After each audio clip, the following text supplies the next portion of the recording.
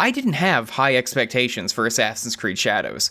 While I had some degree of fun with Odyssey and Valhalla, these RPG games are frankly not what I want out of Assassin's Creed. I expected Shadows to more or less follow in the footsteps of those previous titles, and I thought I would have, some amount of fun playing through the game. I was not expecting this to become easily, and I mean easily, my favorite Assassin's Creed game since Unity, which was a decade ago. Now, I don't think Shadows is a perfect game, not by a long shot, and the list of issues I have with it is extensive, and yet, I love it. Okay, so I won't bury the lead here. The stealth in this game is phenomenal, and it effortlessly outclasses every other game in the franchise. Yes, including even Unity. This is, without a shadow of a doubt, the main reason I've been enjoying this game so much. Firstly, Shadows brings back the best and most iconic features of Assassin's Creed stealth, many of which have been stripped out in the RPG era. The double assassination is finally back, which took way too long, and I will never forgive Origins for removing it. We have a good throwable weapon in the kunai, smoke bombs are here and are fully functional, you have the classic whistle, and so on, but Shadows isn't content to just bring back the basics.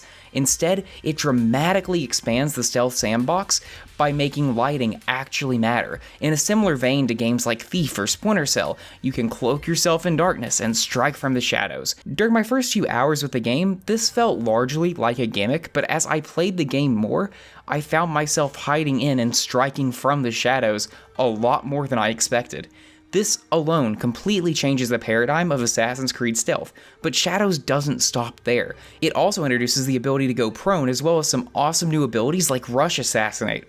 Well, Rush Assassinate isn't exactly new, but it's not fantasy bullshit this time, so I'll actually use it. The combination of bringing back classics while also evolving Assassin's Creed stealth for the first time since Syndicate results in the most dynamic and engaging stealth experience this franchise has ever seen. Yes, I want social stealth to come back, and personally, I really want Berserk darts back because they're just funny, but the quality of what is on offer here is undeniable. This, plus social stealth, should be the foundation of Assassin's Creed stealth going forward, and I haven't even talked about how much better the AI is. I'm being targeted. Okay, well, they still aren't particularly cunning, but on expert difficulty, they can actually see you on rooftops, and they spot you pretty darn fast. This is a huge step in the right direction and makes the stealth so much more engaging and consequently more fun. Now, in no small part, the reason I've been loving the stealth in Shadows is because I am actively limiting myself from partaking in the absurdly overpowered parts of the stealth sandbox Ubisoft Quebec has crafted. First off, Eagle Vision is insanely overpowered in this game. With it, you can mark enemies through walls, removing any and all scouting from the stealth experience, while also stripping interiors of any tension as you know exactly where everyone is at all times. Additionally, you can get insanely overpowered perks on your gear, like one that makes enemies effectively deaf to the point where sound is made irrelevant. It is very possible to completely ruin your experience with the stealth of Shadows if you indulge in many of the game's busted abilities. Obviously, how you play Shadows is entirely up to you, but I promise you playing without Eagle Vision and avoiding crazy overpowered perks makes the game's stealth far more rewarding, and I would encourage you to at least give it a go. So while it might take some self-restraint to find it, there is a great stealth experience at the core of this game. The other pillar of gameplay, that being combat, is something I frankly couldn't care less about. I actively hate hitbox and animation-based combat systems across all games. I've never enjoyed it, and I highly doubt I ever will. Fortunately, as someone who loves stealth, this only serves to further incentivize me to never get caught, so I never have to engage with the combat system. So, for obvious reasons, I don't have strong opinions about the quality of this iteration of this combat system. Though I will say I really appreciate Nawe getting killed really quickly, as it makes stealth feel more vital to success. On the other side of that, I was surprised by just how easy the combat is with Yasuke. All I had to do was spam attack and I would win every encounter with ease. But again, like I said, I don't really have strong opinions about the combat.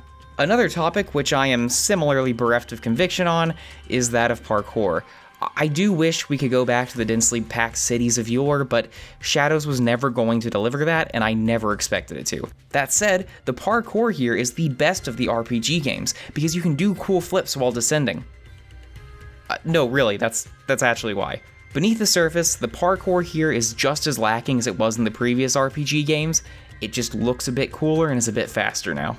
In contrast, I care a lot about the stories in Assassin's Creed games, and I have a lot to say about this one, both for what it is and the context it exists in.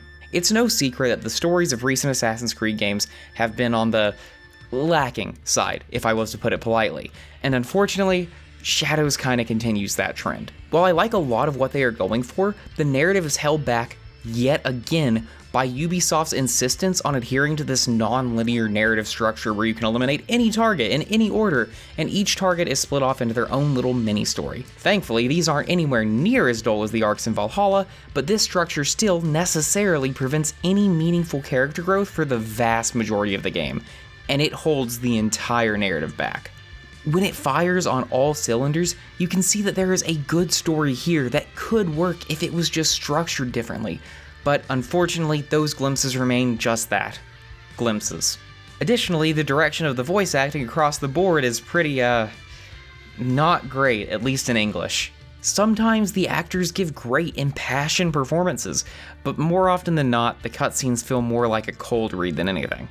And while it has been talked to death, yeah, the facial animations are well below the quality bar that Ubisoft should be hitting, and below the quality bar they have hit in the past.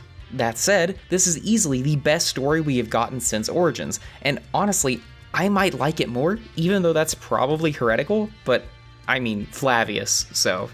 Flavius. I rest my case.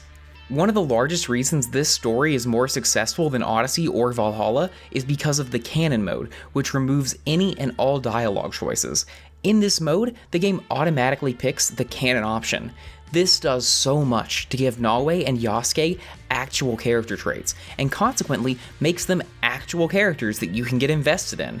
It's a brilliant solution to a stupid-ass problem, and what I mean by that is that dialogue choices should have never been added to Assassin's Creed in the first place, as it just fundamentally makes no sense with the animus and undermines the characterization of the protagonists. That said, if we have to have dialogue choices, this is a great compromise, and I want to see it going forward.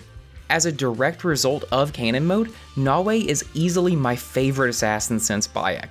There were so many times throughout the game where Nawe would make a choice that, if I had been in control, I wouldn't have made, and that's exactly what makes her interesting, because she's like, you know, an actual distinct character instead of just a blank slate. Shocking the difference that makes. Thanks to canon mode, Nawe and Yasuke are actually able to get solid characterization, and both of them are pretty great. While I really like the main characters and the broad strokes of the story, it just can't escape the horrendous narrative structure it's been shackled to, and that goes beyond the whole killing targets in any order thing. I feel very confident that the Nawe flashback missions were actually the original opening to the game, but they got focus tested out in favor of getting to the action sooner. The way the intro and these flashbacks are presented to the player is just beyond baffling. For example, when Nawe's dad dies, he says this. Remember the song in the music. We are together. And yet, at this point, you have no clue what he is talking about, as it's not until you go into the flashbacks that the music is even introduced. It's just, I don't know, if this wasn't originally meant to be presented in a different order, it should have been. These flashback missions are foundational to getting the player to care about Nawe and her dad, and yet we only get access to them after the emotional climax of the arc has already happened. We could have had a great Assassin's Creed 2 style build-up to Nawe losing everything, and it would have been so much more effective if it was presented in that way. So all that to say, I enjoyed the story for what it was, but it's ultimately held back by poor execution in some areas, as well as awful pacing and structure. Nawe and Yasuke are both great, and their stories, on paper, are great. It's just a shame their stories had to be told in this way. Now, divorced from the quality of the story that Shadows tells, I would really like to commend Quebec for the tonal correction that has occurred in this game. One of the largest critiques levied at Ubisoft Quebec's games is that the tone of their writing was far too lighthearted and undermined the believability of the world. From the Fry twins constantly cracking jokes to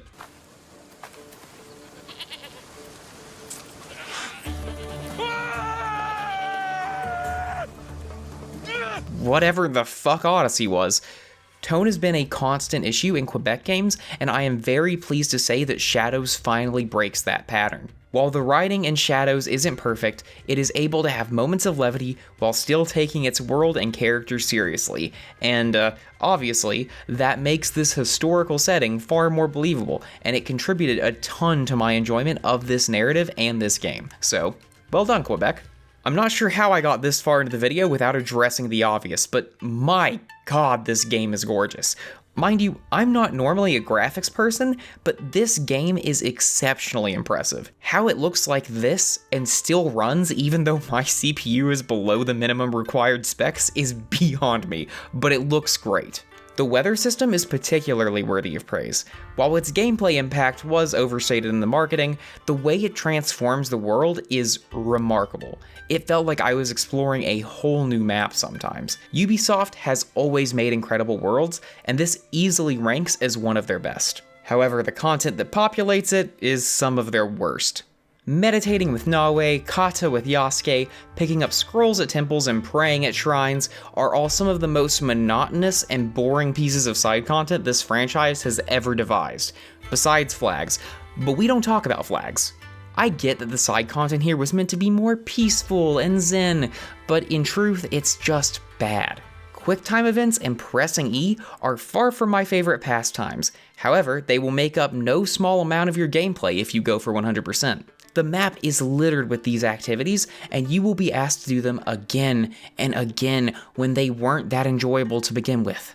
The saving grace of the world activities are the tried and true Ubisoft forts. While these forts are not innovative in any way, they are the perfect sandboxes to let Shadow's stealth shine. There were a few too many castles that produced a strong sense of deja vu, but that aside, these pieces of content are by far the highlight of the world activities Shadows has on offer. World activities are not the only form of side content though, but side quests unfortunately don't provide much of a break from the monotony. Just about every single one results in a new list of targets to assassinate being added to your objective board, similar to the Cult of Cosmos in Odyssey. While I do genuinely like this structure, and while I did have fun hunting down these targets, there is no denying that it is heavily overused in Shadows. Rather than creating 3 or 4 distinct groups, the game throws all of 17 different groups at you. This causes them all to blend together. They also suffer from the problem that Ubisoft holds your hand the whole way, ensuring that you can always find your next target without needing to use your brain in the slightest. This system has so much potential, but that potential will never be realized until Ubisoft is willing to take down the guardrails and let players actually investigate these groups instead of simply following a map marker to the next member. And no, the stupid scouting system does not change this. Making me press F before revealing a map marker is not gameplay, and it is not engaging exploration. Despite my complaining, I did really enjoy this part of the game, as it was a fairly mindless excuse to go assassinate some guys, engage in some stealth, and explore the world. While it could be so much more, I prefer something like this to the avalanche of half-baked side quests in Origins and Odyssey that resulted in listening to hours of mundane dialogue and served to bury the actually good side quests beneath dozens of bad ones. Speaking of good side quests, surprisingly, most of the traditional side quests here actually fall into that category. There aren't that many, but I actually think that's a strength, as you can tell that the ones present got a lot more attention as a result. I won't spoil any of them, but I really liked the one in Iga that saw Nawe reuniting with someone from her past. Oh, and there are some really stupid quests that amount to something like kill 100 bandits in this region. They are trash. Ubisoft never put these in another game again. Thank you. So, as you can tell, the side content in Shadows is all over the place. The world activities, besides forts, are abysmal, while the traditional side quests are great, but there aren't that many of them. And while I enjoyed hunting the targets through the objective board, it gets repetitive and doesn't reach its full potential. All in all, it's a very mixed bag. This has some awesome side content, and some of the worst in the franchise. Your mileage will vary based on what you look for in side content, but I'd imagine most people will hate some parts while loving others. For me personally, I love the forts, the traditional quests, and hunting down the targets, and that is what I will be doing on replays. Truthfully, I think the biggest issue with the side content is that there is just too damn much of it. Honestly, if this game had just been 4 or 5 zones, I would be a hell of a lot more positive on the side content. There is just so much of it that it loses most of its value. This is the part of the video where I would want to implore Ubisoft to exercise restraint and focus, but Ubisoft, more than any other company on the face of the earth, loves to indulge in excess, so my pleas would almost certainly fall upon deaf ears, so I will refrain. So with that, we've discussed all the major aspects of Assassin's Creed Shadows, and ultimately, I like this game a hell of a lot more than I was expecting to. There are plenty of problems with this game. Hell, I'm pretty sure I spent most of this video complaining, but at the end of the day, Shadows is just fun to play. It has great characters, a stunning world, and the best stealth sandbox in any Assassin's Creed game to date. I have had a fantastic time with it, and I am eagerly awaiting the expansions on the horizon for Shadows, and I cannot wait for the addition of New Game Plus to have an excuse to go back and replay the game. I really hope that Ubisoft learns from Shadows, because it gets so much right, especially when it comes to the core gameplay loop. I don't know what the future of Assassin's Creed holds, but between Mirage and Shadows, my love for the franchise has been rekindled long after I thought it had been snuffed out. I just hope that Ubisoft can keep this streak going. Thanks for watching, everyone. Like, subscribe, join the Discord, do all the YouTube stuff. I promise I won't clog up your subscription feed. In all seriousness, I just graduated college and I want to get back into making videos again, so you probably won't have to wait another year for an upload. Probably. Alright, you all have an awesome day.